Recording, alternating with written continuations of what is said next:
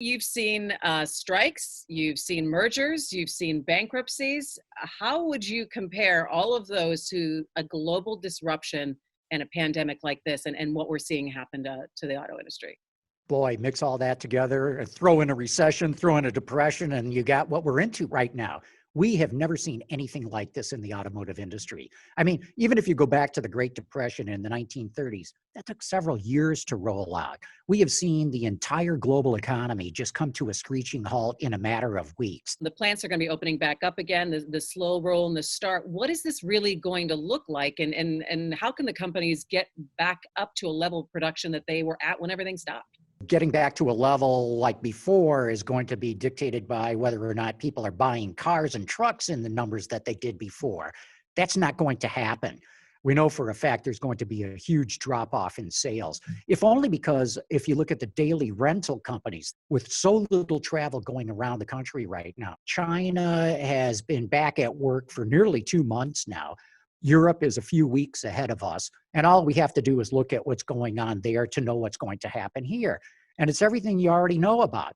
Wear a mask, get thermally scanned before you go into a plant, maintain social distancing, put up barriers between different workstations, wipe down work areas 3 times a shift, stagger the shifts and have the shifts come in through different doors so people don't walk by each other.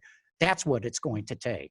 Talking about possibly another bailout for the auto industry. There's already talk going on in Washington right now. Are we going to see that kind of help again, or what are you hearing?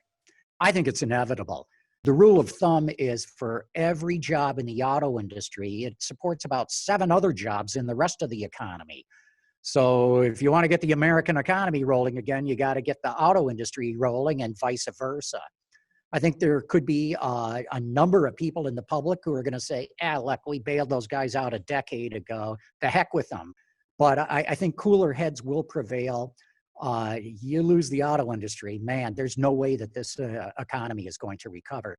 In Michigan, we've talked so much in the last 20 years about diversifying our economy, not relying so much on automotive.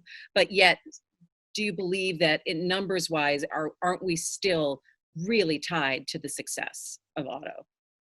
We really are. I mean, it's great to talk about diversifying the economy, and it is necessary.